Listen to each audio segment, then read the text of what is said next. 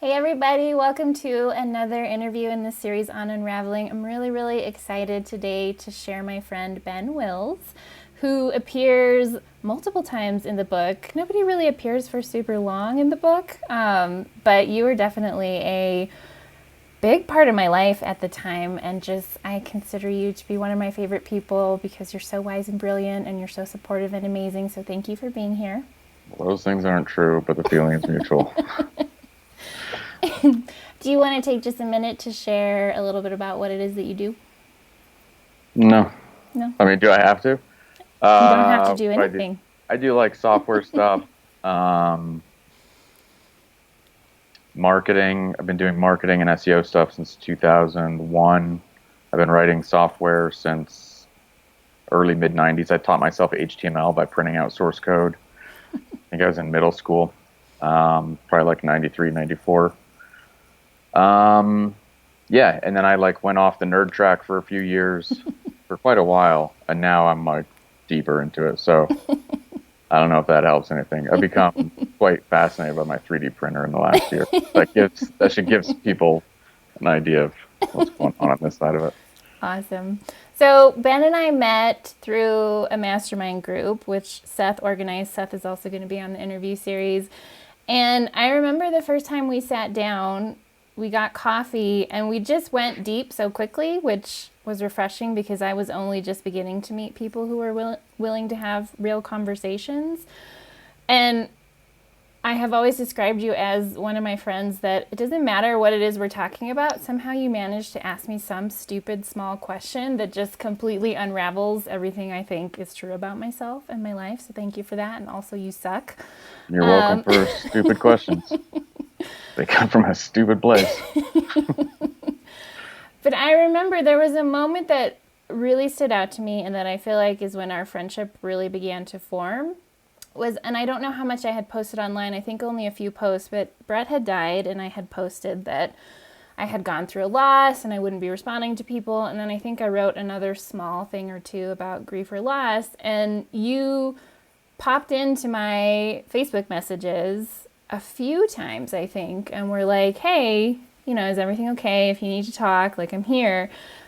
And at first, I think I either ignored you or I just was like dismissed. I don't remember.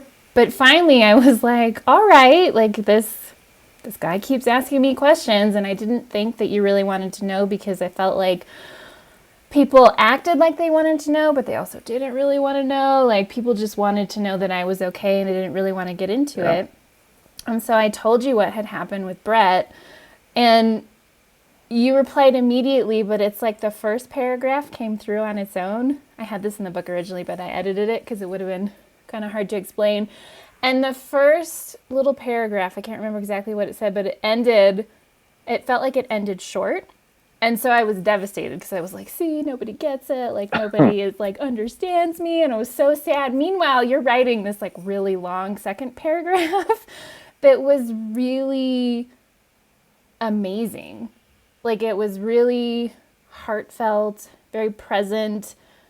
You weren't trying to make me feel better. You didn't say any of the things people say, like everything happens for a reason, or whatever people like to say. You shared very comforting thoughts, and I think you asked me a few questions. Like, there wasn't anything about it that was like, ooh, shouldn't have asked that. And I'm just curious if you could speak a little bit to, is that part of just who you are, or is that a skill that you learned? Because I don't think there's enough people that have that skill that are willing to reach out to somebody that I think we had coffee a couple I times think by we've met a then. couple times, yeah. Yeah, but we weren't close. But the conversations were, so I have a similar thing where it's like I'm trying to figure out, can somebody go deep? And if they can't, then it, it's hard for me to maintain a friendship like Yeah. just on the surface. It's just difficult for me. Yeah. And so seeing that you could go deep, it was like, yeah, I'm going to check in on this person. Like, that's not a common thing. Okay. As far as like, I mean, I would say it was definitely something I worked at. So I think at that point I had been doing I mean, I did personal development stuff specifically around relationships. I think I had been doing it for 7 or 8 years, where that was like the main focus in my life. There was other stuff that I was doing. I started a business, I was consulting, I was rock climbing a bunch then and traveling, but really like personal development was the focus of those 7 or 8 years. And I used to, for most of my life until I forget if I was 30 or so, somewhere around there, 31, um, just completely disconnected from my emotions, from my body, from any of that stuff, even though I had been doing personal development. So it all was up in my head. And then I had met somebody and did a sort of men's group led by a woman named Kristen Myrick. And she just really understood. I don't know if it was just like a good match or if she's just great at what she does. Like she's also like she helped other people do this as well, but just like cracked all my nonsense and bullshit to help me actually feel myself again. Yeah. And so that like, when you don't let yourself have feelings and then suddenly you have feelings again, like your life is it goes sideways pretty fast. If you stick with it, it goes sideways pretty fast for pretty long. So having been through that for a few years, like the second half of all the personal development work I did was very, like it got emotionally deep in myself, and then that let me relate to other people as well. And then just also through that process, like I had 3 women, including Kristen, suggest just kind of out of the blue, like that I should start coaching women on navigating relationships and stuff. And I was like, what the fuck are you talking about? Like I fuck up all my relationships and like, it's just like, I don't get it, but they saw something. And it took me about a year, but I did spend about a year like doing workshops and coaching and stuff like that. So it's definitely developed, but there's also, like through pain and in childhood, I know you know how to relate. It's like, I think when there's a certain kind of pain that when you have it growing up, you're just drawn to depth, that maybe you experience your own depth growing up, and that makes you yearn for that in another person as well. So I think it's a combination of both. And then, yeah, like I see all the time people go through hard shit and nobody knows how to deal with them. I experienced that over and over in my life. I've lost really good friends because of it. And in large part, I don't know how to always deal with how I'm feeling. It's tricky. It's tricky on both sides of it. But just to see that you're good, like it was clear, at least to me, that you're going through heavy shit. And I mean, we met a couple times. Seemed like good people, somebody that I wanted to have in my life. And so I just wanted to see if I could help. Yeah. Yeah, it was huge. And then we got pretty close right after that because you were going through some stuff too. And we were just able to be there for each other, whatever you have to say. Fucking disaster with each other. Yeah. But it was perfect.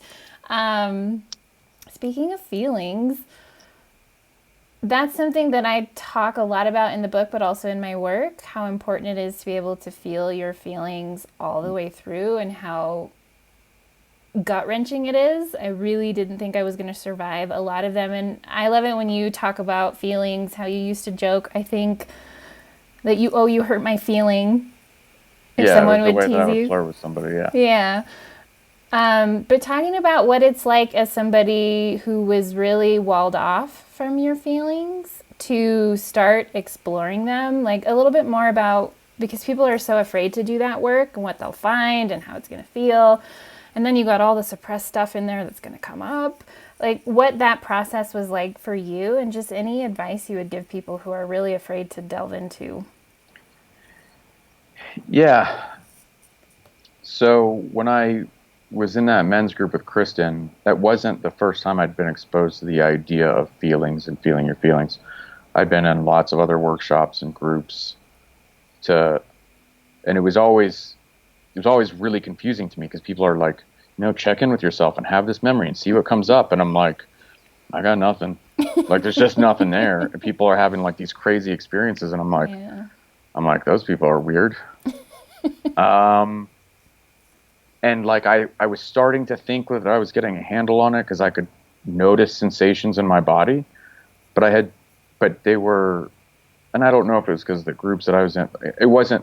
Nothing was making sense. So I truly believed that I had two feelings, fine and frustrated. Like, that was basically it. And I'm either frustrated or I'm fine.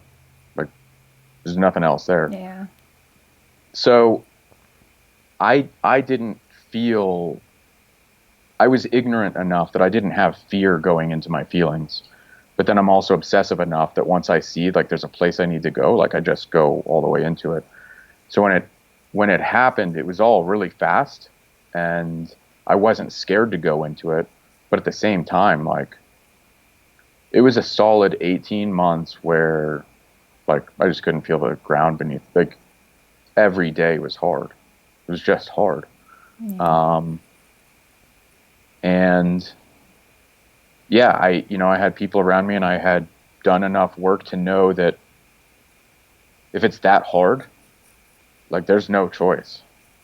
Like, for me, there's not a choice. Like, I have to go into it. I have to stay with it. I have to not leave. And however painful it is, I need to ride that all the way through. I just knew that that's what I needed to do. And so I let that happen. So I don't know if that helps some people. Like, if there are people who just don't know that they're having feelings, I certainly didn't know. And then after that period of 18 months where I just felt everything, it took a couple more years after that, but I was able to see just how true it was that feelings start in your body. Mm-hmm. And I remember there being a period of time where I didn't know if they started in my head or in my body, which is telling in and of itself. But I finally realized, oh, they actually happen in my body and then in my mind. And I was able to start kind of breaking apart exactly what was happening, and then just like continuing to practice, like, get rid of the story, get rid of the emotions that are in the feelings wheel, and just like, what's the chaos in my body right now? Like, what form is it taking? And you stare at stuff like that long enough, you start seeing patterns, you start being able to make sense of it, you start slowing it down, you start taking some of your own power back. But, I still get floored regularly by shit. I mean, I think that's just how it goes. Yeah. I remember something that you taught me that still to this day, I've gotten better. It's expanded from you, but how to let people support me when I'm going through a hard time is not a skill. That's probably giving you advice that I know. Well, it was, and I felt like we started doing that for each other. There were times when it was like, there was a time or two at least, I think, that you were just like, I'm coming over. Yeah. And there were times that I just came over. Like, as we started to learn more about each other and each other's personalities and what we needed when we were feeling upset, neither one of us had the skill necessarily to ask for it. Mm-hmm. But I remember times offering it to you, but you also, I talk about you a lot in the sense that, like, I can ask you for anything. Like, if I'm really in trouble, I know that I can ask you, even if we haven't talked in a long time. Yeah. That has extended out to like a few other key people. But it started with, you kind of had to force it on me. Yeah. You had to remind me that, like, I'm here. Do you need anything? It took a really long time for me to be able to trust that. And I don't know if you have any wisdom or insight to share around that, because I know you struggle with it too. But learning how to let people support you when you're falling apart, when you don't even have that skill in the normal day-to-day, like, that's one of the first things you said to me. I was like, I don't think I'm the kind of girl you build a life with. Like, I think I'm just too independent, and, I had it all figured out. And you were like, I don't think that's true. I think you're independent because you had to be. And I was like, well, shit. Yeah. And I'm still learning. I'm a lot better. I have a lot more skill about making requests and saying what I want and need and setting boundaries. But at the time, it was a brand new skill when I was absolutely falling apart. So I don't know if you have anything you would share, like what you've learned from both sides of it, like offering support to somebody who clearly has no skill to ask for it, but also for yourself, learning to receive. I'm not the person to be giving advice about how to get better at receiving. I'll say that where I struggle, like my practice with it, is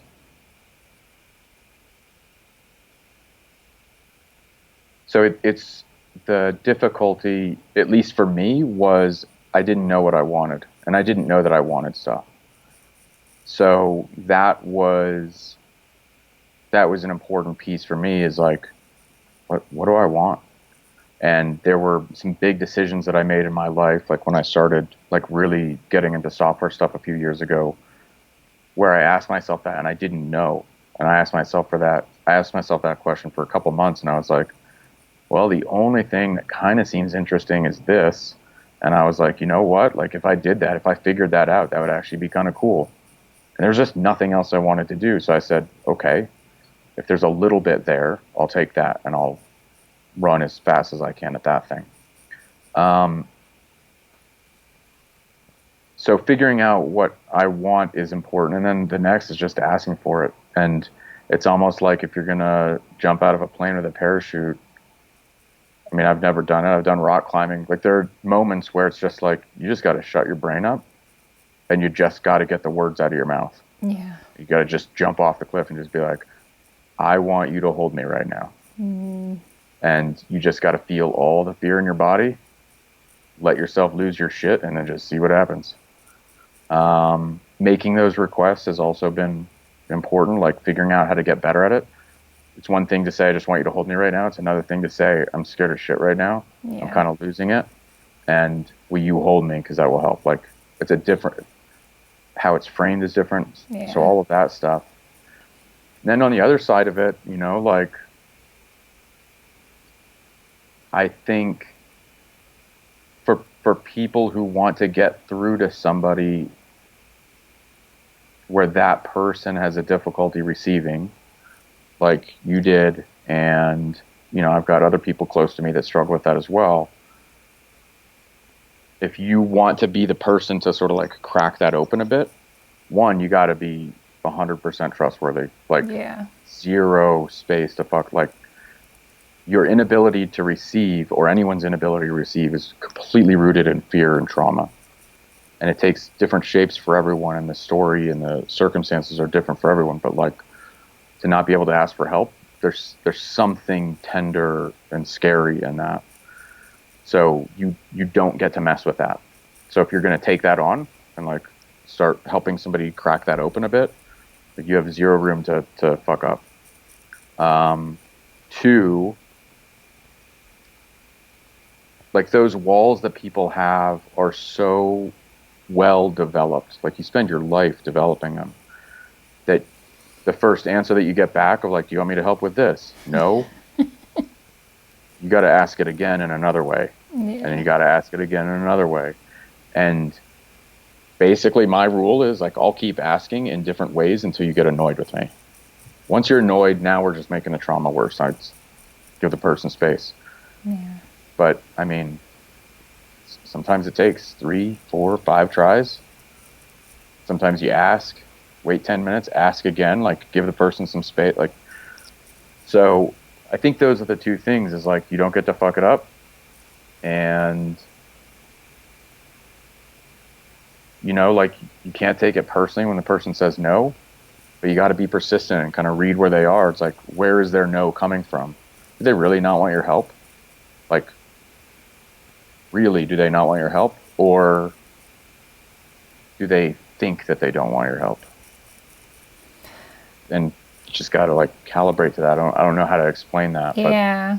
I think that's important. I've learned there are things I cannot say yes to, but now that I've practiced more, I can at least tell you I can't say yes to that. Yeah. I can't do it. And I could feel my whole body like tense up and shut down. And you're right. It's like, if you ask me if I want or need anything, my automatic response will be no. Yeah. But now I'm able to say, like, I'm able to feel that I want it. And sometimes I can say the no and then come back and say, wait a minute. But there's still a lot of things where the best yes you can get out of me is I can't say yes to you. Yeah. So, and also sometimes in those situations, it's like, you know, I'll go to the grocery store, I'll ask Nicole, I'll be like, hey, do you need chocolate? Do you need anything? And she's like, nope, I don't need anything. And then I think of like 3 things that she probably needs. And I text, hey, do you need this? And she's like, actually, yeah. some of it comes down to the question. It's like, do you need milk? No. How much milk is left? A day's worth. Okay, so you need milk. Like, so there's like, it's just stuff like that. And there's nothing like like if you're going to take that on for somebody to help somebody work through that stuff, like you just have to be patient with it. And sometimes it's just like, I'm just going to do it. If I see that she's going to tell me no. Do I want to do it? Can I do it? Does she not want to do it? Fine, I'll do it. And so it's like she gets to have practice receiving without having to say yes. And it's like just little tiny things that chip away at that stuff, I think. And it just takes a long time. It could take a lifetime. So. I think there's something too, I liked what you said about there's not a lot of room to get it wrong because it is rooted in fear and trauma. And there's also like the energy piece. I don't know how you feel about this, but I am incredibly hypervigilant from trauma stuff all the way back to like my earliest memory. I can, like, you might be saying, I really want to come over, but if you're feeling irritated, even if it's not at me, I'm going to feel the irritation. And so there's something about the energy check, like, how can you ground? How can you be really present with the person? How can you try to clear anything else? And like you said, not taking it personally. Because someone like me, who's just way too hypervigilant, is going to, like, I'm going to pick up on that and get really even more triggered. So Nicole will tell you, she'll be the first person to tell you I'm bad at that. Like, because I get really focused, rigid, plain, like, hey, do you need groceries? And it's like, it needs to feel different when I say it for her to be open to it. Yeah. And then obviously when two people are escalated, this is more like in intimacy, when two people are escalated, it's like, good luck. So, and I escalate easily. Like that was my childhood, is like from 0 to 100 in no time at all. And that's something that I have to manage. And, you know, I think at least on this side of it, it's like, you just have to do the best that you can. Like I have to do the best that I can to regulate myself, figure out the right tone of voice and all of that stuff. But it's like, you can't fake it. You'll tell if I'm not congruent with my words or my tone, like, or if my body's all tense up and I'm using the words right and the tone kind of sounds right. Like you can't kind of bullshit the feminine like that. They will sniff that shit out long before you do. So it really does sort of become a practice where, like, I can't ask for her to trust me if I'm not in a trustable place. And I have to recognize that, because if I ask her to trust me and I'm spun out, all we're doing is making like a bad situation. So a lot of that comes down to me too, is like, I have to recognize, am I even in a place to offer my help cleanly, like in a way that feels good to her? And that's just like practice. And I mess that up all the time too. I messed it up today, like with like stupid stuff. And it's just like, yep, like how I am comes from my childhood. I've done, and for my family stuff, I've done a ton of work. I'm 1,000 times better than I was, but I need to get 1,000 times better than I am. And, you know, maybe when two people are in a good place, like you can talk about that and be like, I know I'm not doing this well. I have made progress on it. And I do know that this is something I'm actively working on. And sorry, like, I'm sorry that I couldn't get into the right emotional space for you to feel comfortable having that conversation. That my being wound up made you shut down a bit. So yeah, there's just like, I mean, trauma should be easy, right? I get really mad about how many people lack skills, and it's not about them not having learned them so much as we've created this culture and society where we don't learn them. right? And we keep passing on generational trauma, and we get in these dances with each other. I feel like I've gotten really good because I've done a lot of my own work and looked at my stuff, but also because of the hypervigilance. Like, there are times when Matt and I will be in an argument, and it'll hit a point where I'm like, he's not fighting with me anymore, and I don't know who I'm fighting with, but it's not him. Yes, that's important. But so many, we're never taught that skill. We're never taught to do the work, and so we get in these situations, and this is kind of away from the healing stuff, but I think it's just as important because I had to look at all my subconscious stuff and all my patterns. Like, all of that stuff came up with the trauma and with the grief and just in general. And I don't know what my point is, other than it just bums me out and pisses me off, not at the individual people, but just that we don't teach these skills and we have no idea that we're hurting each other. Well, and to bring it back to the healing, the whole trying to bypass someone else's grief or trying to get them to be okay so that I feel okay because I don't want to look at my grief or my trauma. I'm uncomfortable. And so you think, consciously, you think that you're helping them feel better, and you have no idea that you're causing damage because you're not looking at your own stuff. And it's just this awful cycle. That's the end of my rant. If you have thoughts to add. Yeah. I mean, it's like, did you ever play a sport growing up? Soccer. Okay. So, like, lots of people want to play soccer. But there's a very, very small percentage of people who play soccer where it kills them that they're not way more competent than they actually are. Most of the people on a soccer field in high school, they're fine with where they're at. And yeah, they practice and they want to get better. But like some people, it kills them that they're not better. And I think when it comes to a lot of the emotional development, psychological development, there's some of us where like it kills us to not have a better handle on this stuff. And then it gets tricky because you get a better handle on it, and then you see how much very few people have a handle on it. And then you're just like, well, did all that work to just feel alone? It's so true. So, yeah, I think it's a really tough one. I think on some level there's just acceptance. I think you also have,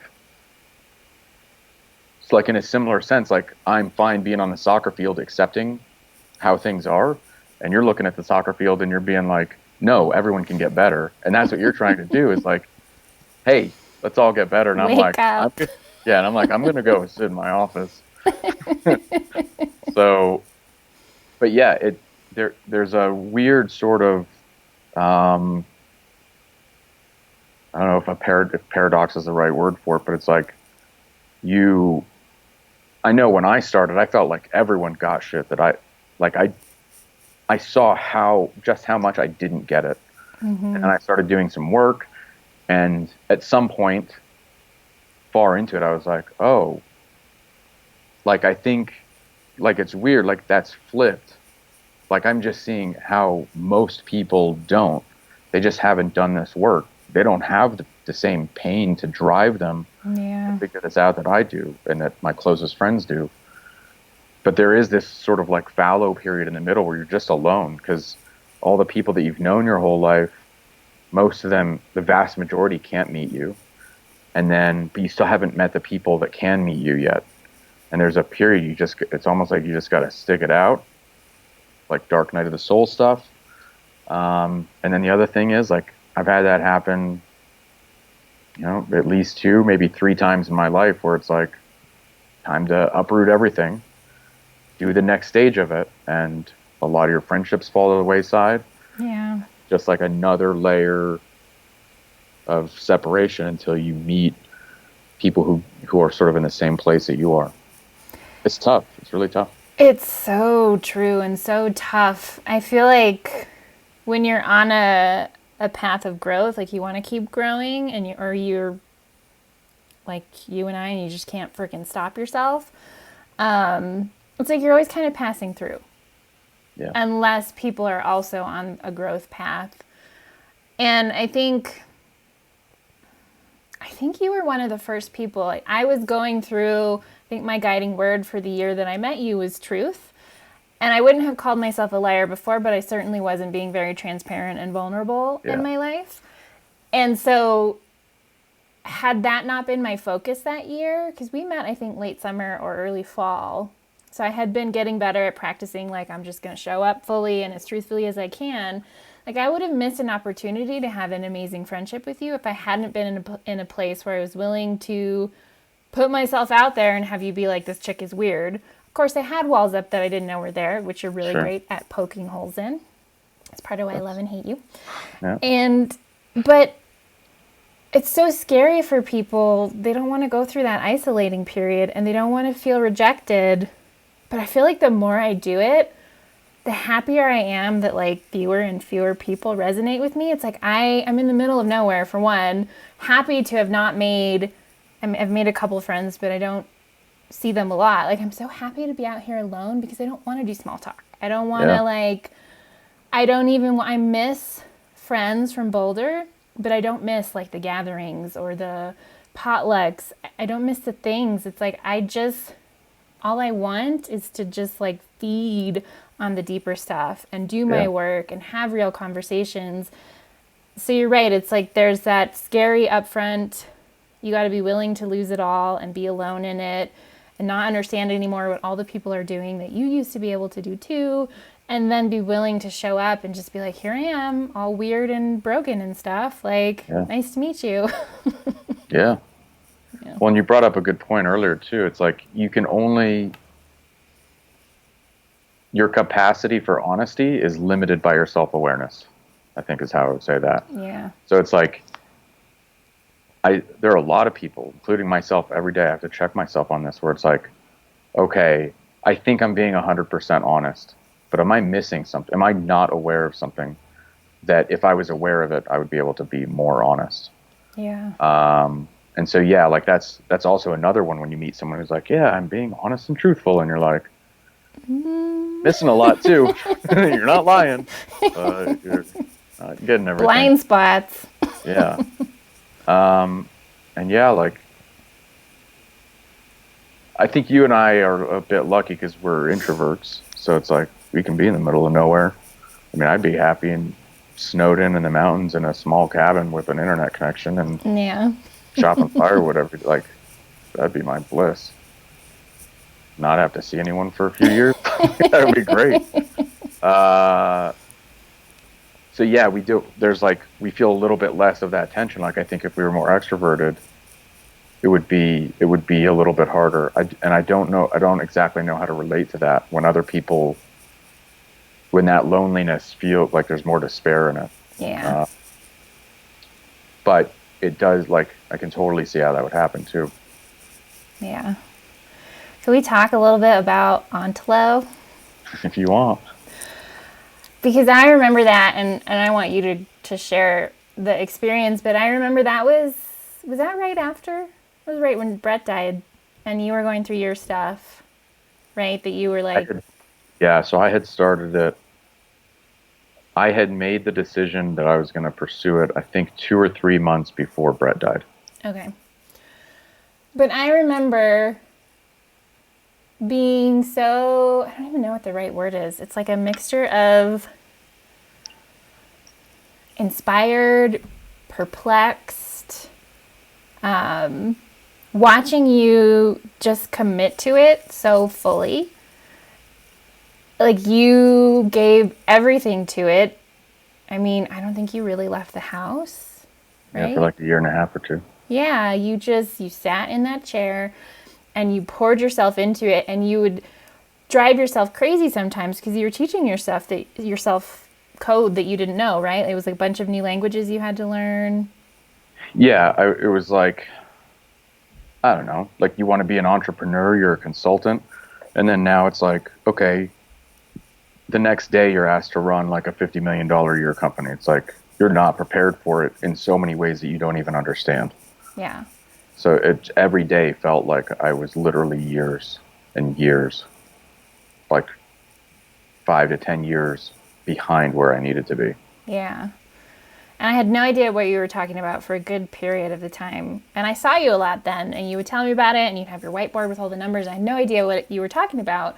But I remember it was such a valuable example for me because after Brett died, I started having all these questions come up, and like all of these I was starting to see more of the things that I'm pissed off about in the world. Like we were just talking about, nobody has skills, why don't they teach us these skills? And getting really passionate about something, which will be the institute that comes out hopefully next year. But not understanding what I was being drawn towards, feeling like I had no idea where to start. I couldn't even make it make sense to people. Like it made sense inside of me, but I couldn't make it make sense outside of me yet. And I was going through that whole period where it's like my business was dying. I had gone from making really good money to being able to talk people out of giving me money when they were asking where to make a payment. Like energetically, it was just like, get away from me. And I had gone to Zion and had that whole experience with canyoneering that was like, just take your feet off the wall. And I had gotten to a place where it was like, you know what, I'm really not afraid of losing everything. I remember having that conversation with you and you and I talking about that because you were so willing to lose everything to see that through. And so I would just love for you to share a little bit about that experience and why it was so important. I have other thoughts on it too. Yeah. I mean, so not only was I willing to lose everything, I did lose everything. Yeah. And I think that's like one of those, like, how honest are you with yourself? When I decided to commit to it, I said I was willing to lose everything. And I think it's one of those things you just don't understand until you do it. Until you're actually faced with, all right, time to like sell some stuff on Craigslist so I can eat next week. Yeah. Shit like that. So this is really difficult because there are a few different pieces to it. One is what I mentioned earlier in terms of when I tried to figure out what I wanted, there was just one thing there, and it was faint. But once I started it, I was like, it's like when you're not in touch with your feelings, all your feelings feel small. Yeah. So like that desire felt small, but it was actually really big. I just didn't know how to feel it fully.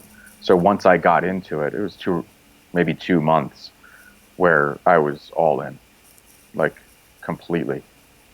And I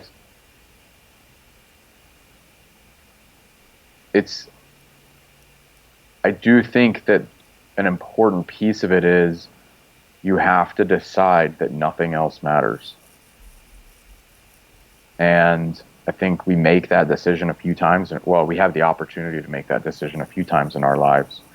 And at that point in my life, I was coming out of a relationship that was pretty one-sided and sort of realizing like I wasn't holding good boundaries. I was sacrificing a lot of what I wanted, most of what I wanted. It was a rough year in that relationship. And I felt like I really had lost myself. So it took a long time to figure out, like, what do I want? What do I want? What do I want? But also, it just took a lot of introspection to figure out, oh, the problem is that I don't know what I want. So once I figured out, like, what do I want? And it's like, well, the thing that I want, I'm completely incapable of fucking doing. Like, there's no way. There's just no way. I'm a terrible programmer, and I'm going to solve this insanely complex problem. It's like, yeah, right. No, you're not. And I'm not even like, when I say a terrible programmer, I mean, like, at that time, nobody would have paid me any money to write any code. I'm being serious. I'm not like being self-deprecating. Like, that's the honest truth. I did not. I could make stuff work, but I did not understand what I was doing. So it was, I think what got me through that is I think I just knew that nothing in my life mattered if I didn't trust myself. And if I had allowed my life to get to the point where there was only one thing that I could figure out that I wanted, if I didn't do that, then that would be an extreme violation of my trust integrity, dignity, whatever you want to call it. And I knew that the pain of that would be more unbearable than the pain of losing everything trying to figure this thing out. Yeah. So it was like, there are two choices. Go all the way into the thing that I want, and maybe it works and maybe it doesn't, but at least I've been honest with myself.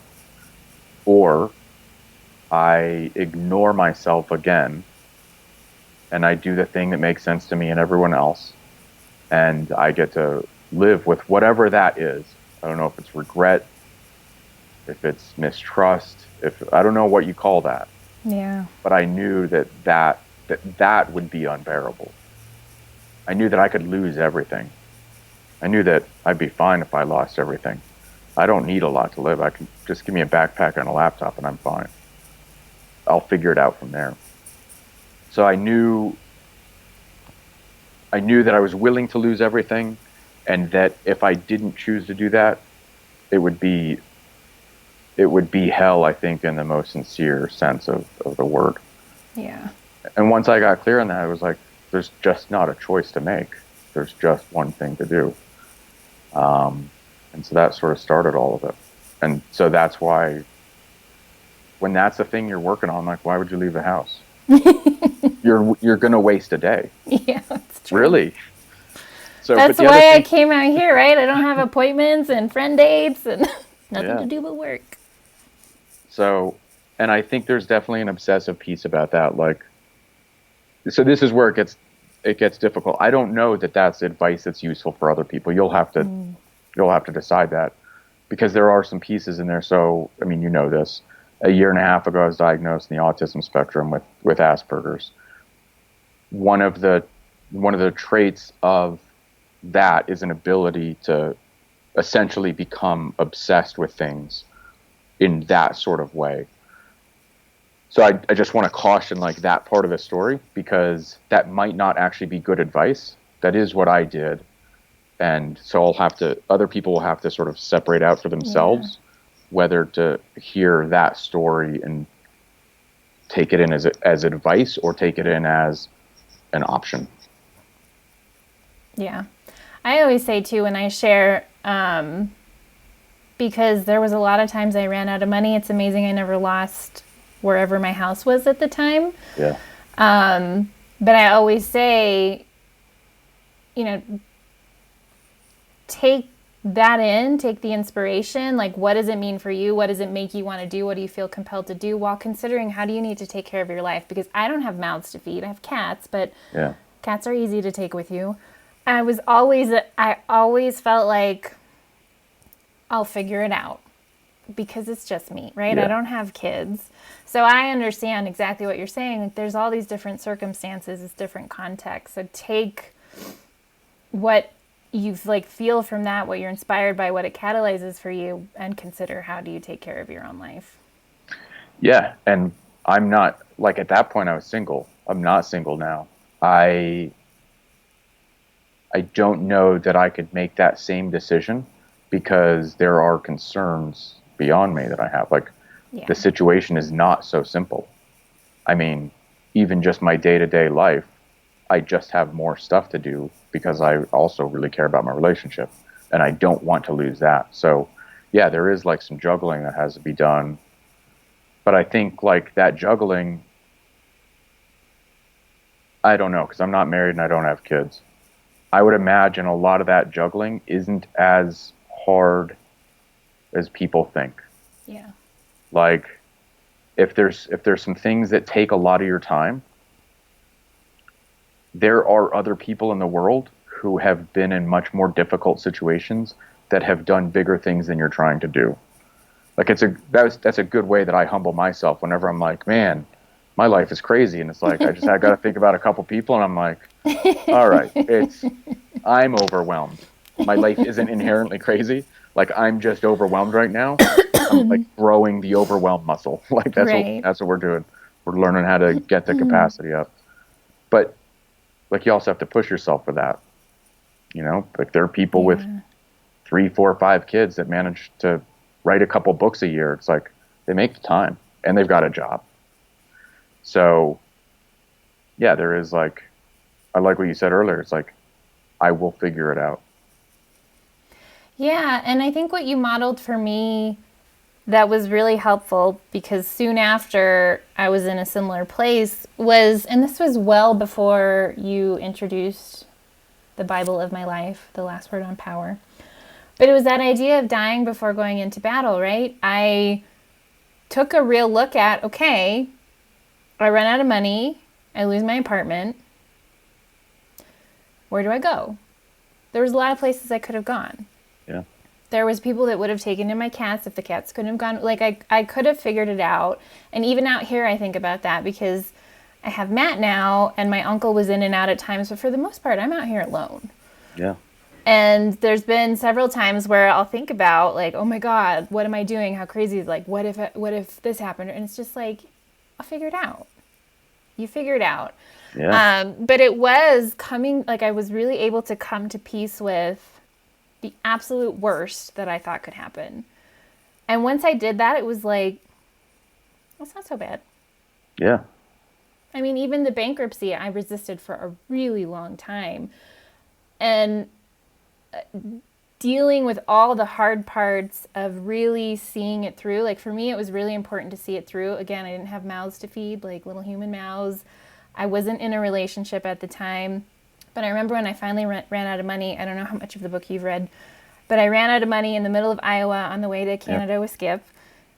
And that was like... And he was telling you jokes, and you... What was that? He woke up to tell you jokes, and you were just, be still, go back to sleep. Yeah. Because after that, so I ran out of money. Skip had to float me for the trip. I didn't have money for a couple weeks. And after we got back, he was like, do you think maybe it's time to get a job? And I was like, no. Like, I could go get a job and I would have money and I could pay my bills, but that, like, I don't know what I have to see this through for. I just know that, like, it's not time. Like, I'm not, if I do that, I'm bailing out. And I feel like there's some reason that I have to see this through, even if that means losing my apartment, losing my business. I had to see it through. I had that conversation multiple times with multiple people. Do you think it's time to get a job? Nope. I think some people get it and some people don't. And the ones that don't, you just don't talk very much with them about it. You know, like, there's nothing you can do. Yeah.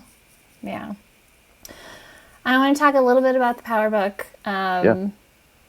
Because I'm obsessed with it ever since you gave it to me. And it is the reason I pulled all my content down. It's the reason I let go of a lot of relationships. I went into my honey badger stage. I've been able to untangle. I'm working with a power coach now. I thought I had untangled my winning strategy, but he just keeps finding more of it. Yeah. Because your winning strategy is the way that you learn to succeed in life. So everything that has gotten you to this point of whatever level of success or security or happiness or love or money, like, is because of this strategy. And so untangling it, like, people, I give the book to everyone now. And people are always like, oh, I don't think it really needs to gut you. And I'm like, you're not doing it right if it's not gutting you, to look at how ingrained and insidious and, like, it's everywhere. It's everywhere. And if you could just share, I guess, a little bit about what you love about the book, because I talk about it all the time anyway, so my people have heard me. So I think the first thing that I'll say is, in relation to what you were saying earlier about, like, your winning strategy essentially running so deep. I forget who said it, but they said something like, to do something you've never done, you have to become someone you've never been. And I think it's easy to look at that quote as you have to act differently, but that's not what the quote says. Like, it's you actually have to become a different person. And so, I think it's like, I don't know, whenever I see, like, some new part of myself, I just imagine that it's like 100 times deeper than I see it. Like, all right, I see a thing. That thing is probably running my life. It looks small. I'm sure it's not. And I think at some point you just gotta, just like, you just keep digging and digging and digging. What did I like about the book? It took me so many times to read it. It was one of those books that, I don't know if you have books like this. Like, I find profound ideas, I usually have to approach them in one of two ways. One is, if I can actually digest it, it's like the repetition. Just get the repetition in. I've listened to 40-hour workshops. There are a couple of them I've listened literally a dozen times. I used to take long road trips cross country to climb and stuff, and you put something like that on, that's about how long it takes to drive across the country. Like, you get to listen to it once. But like, the repetition is really important. That book, Last Word on Power, that kind of profundity was like, I could read a chapter or two, and then I knew that I wasn't in a place to receive it. Like, I wasn't prepared for it. And so I had to stop. And I probably started and stopped that book, I mean, at least a dozen times. And then at some point, just before I recommended it to you, I finally got all the way through it. Yeah. And I was like, that was worth sticking with it for a decade, like, and keep coming back to it and keep coming back to it. Let me think. I mean, I think the thing that I got out of it was probably a similar thing with you, where it's like, to over reduce it to something way simpler than it actually is. Like, the way that you're living your life got you where you are, and that's, like, if you're reading this book, you're probably about as far as you're going to get by doing that. Yeah. And to get to the next place that you want to get to, you can't do more of what you've done. Like, you got to tear it all down. And then when you tear it all down, you got to put something new there. I feel like that's a message that I don't think people can hear that one enough. It's like, if you really want to change your life, you really got to tear it all down, like, completely. Yeah. And when you rebuild it, you're going to want to rebuild it with the same thinking that you had before. And you can't, like, it's going to be hard. It's going to be slow. And you got to surround yourself with people who will, like, see the stuff and basically keep you from doing the same stuff. Like, you almost can't trust yourself. Yeah. I really thought I had cleared it out, and then I started working with this coach, and like I said, he finds deeper in, like, ways that it hooks me that I never would have seen. Yeah. Drives me nuts. And I couldn't, to your point about not being able to read it, actually couldn't read the Requests and Promises chapter. I remember that. Me and Diane said, yeah. Because that wasn't a skill that I had. Like, Yeah. I can't make a request. Yeah. And I have reread it so many times and get something different out of it. But the reason that I love it is exactly what you said. It's to get to where you want to be, to do something that feels impossible, whatever that impossibility is. Like, you have to become the clearing for it by being that person now. Like, that's a lot of what I take from it, which is really hard sometimes. And it's not fake it till you make it. Like, yeah, that's nonsense advice. It's really good for some things, but yeah, it's like really embodying that version of yourself, and also getting out of the, what do they call it, the universal human paradigm, where we assign meaning to everything, which is all interpretations based on the past. Yeah. Versus just saying, this still changes my life on a daily basis, instead of what's missing here. Like, if something's not going the way that you want it, or you're not seeing the changes and results that you want, you ask what's missing, but not from a place of what's wrong. What's wrong with me or them or the situation or the thing. It's what's missing that needs to be here to move me forward. So it's like you get out of the cycle of assigning meaning and feeling bad and making yourself and others bad and wrong. It's just like, a thing happened. Now what's the next thing then? Do I make a request or do I make a promise? Like, how do I keep moving forward? And to be able to untangle from that interpretation has been huge for me. Yeah. Yeah, that's like it's like a neat thing to say when you're like 19 years old and stoned in college, to say like, oh, nothing's real. But like, it's not even that nothing's real. It's that the movie that you're watching, like, you're making it up. Yeah. Like, you're literally making it up. And that comes down to like, and this is on a biological level, like everything is an interpretation. And when you can start stepping out of that, it makes it a bit easier to get a handle on it. Then you get sucked into a whole other thing, which is like, well, if everything's an interpretation and nothing is real and there's only objectivity, then what the fuck am I doing in this relationship? It's like, why am I talking to a person? We're just going to mash our fake realities into each other and like see if it works. But so then there is like, okay, so some interpretation is useful, but I think that's when it gets into like, what's the interpretation that I want to choose in order to make the request that I want to make? Yeah. And what's the interpretation that I'm going to choose to make the promise that I'm going to make? Yeah. You know, like, you could interpret that feelings are all made up. So like, nobody ever owes anyone an apology. I don't want that interpretation. I'm going to choose a different one. Yeah. So there's like, it almost frees you from your movie, but then it's like, that's just another movie that you chose. Yeah. So like, pick a good one. Yeah, it's like that idea that nothing has meaning. I struggle with this all the time with my work, especially on the bigger work at the Institute, where there's this part of me that's like, it matters, and the things and the people. And then this other part is like, but why? Like, I have an answer for that. oh, yeah? Well, so this comes down to all the existential despair. Like, I've struggled with this from the time I was 16. Like, really having an understanding, like, none of this matters. I'm going to die, and in a few generations, all the photos of me and all the record of me, it's going to be gone. Yep. So why do people think any of this shit matters? And it took me decades, and I finally got some sense of it. I think I told you this. I took 8 hits of acid, and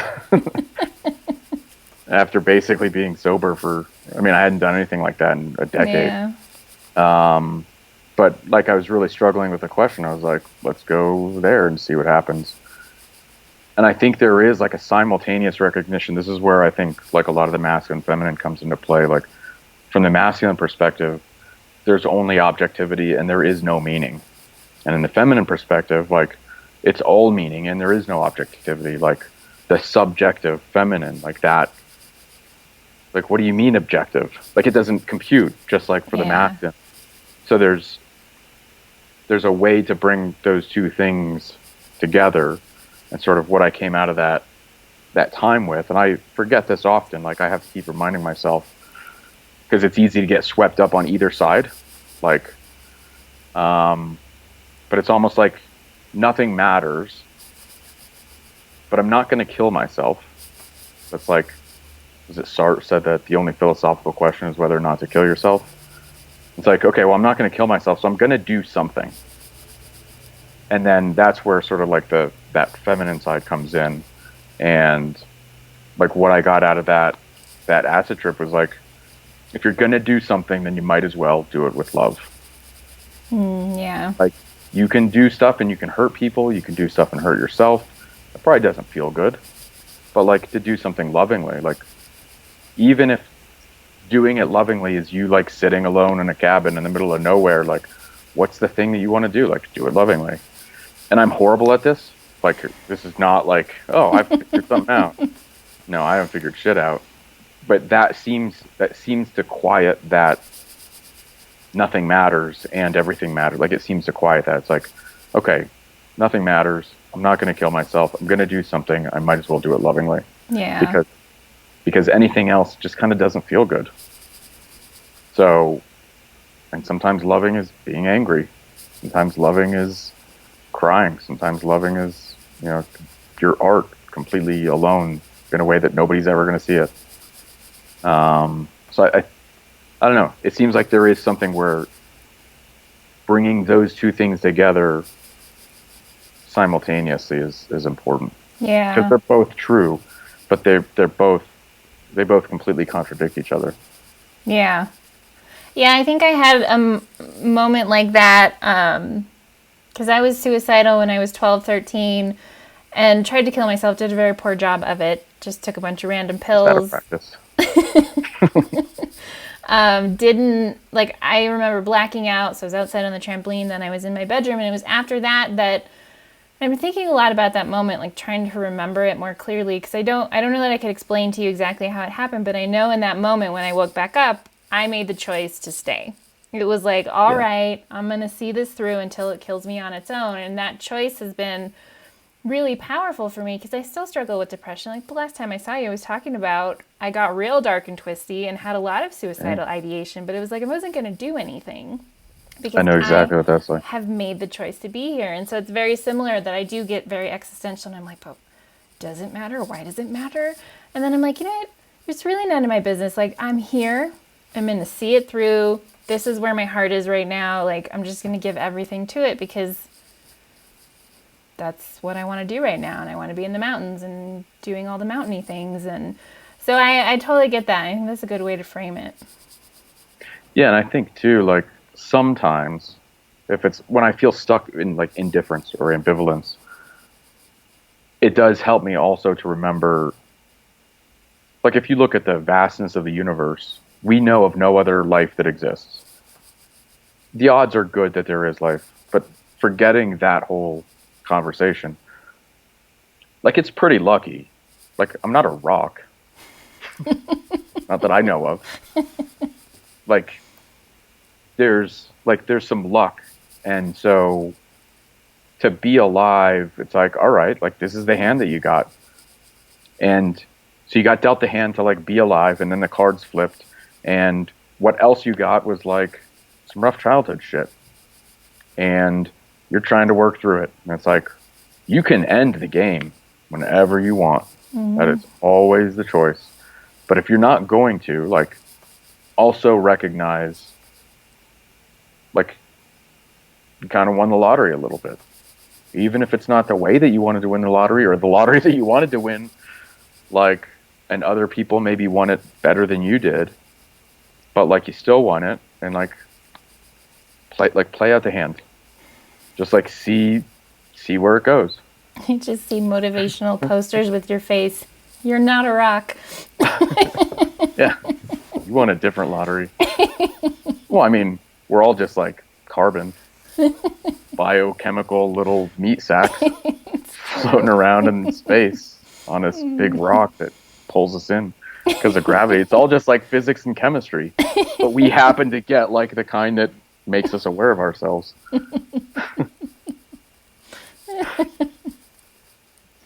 So I feel like you answered my final question, which would be, what would you leave people with? Oh, I don't know. Who are going through a time that is disorienting, because you know that experience where you're in the middle of your own life, right? And it's disorienting because you've been on this path and you've created this life, and suddenly you've gone through a thing where you don't know how to relate to it or show up inside of it anymore. So if there's any final wisdom bomb you want to drop. I think the thing that let me stick with it was just like,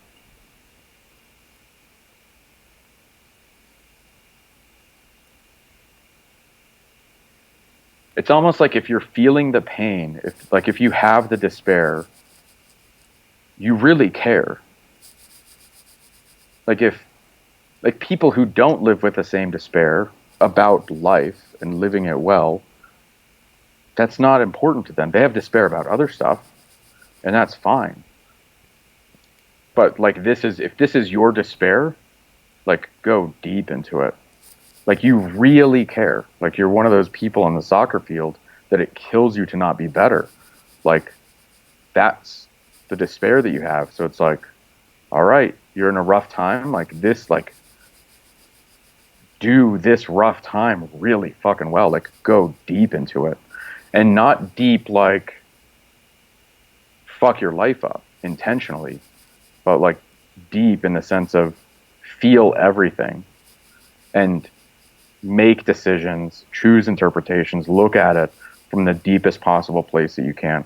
because that's what you want. That's why you feel the despair, is because you don't have that depth yet. So you have to practice it, like practice descending into it and moving from that place. Yeah. I think that's what I would say. I would say at this point, tell people where they can find you, but I don't think you want to be found. So I will just say No, not at this point. Thank you I think for I being took my here. website down. You know what that's like. Thank you for being here and sharing. Of course. I love you. I love you too.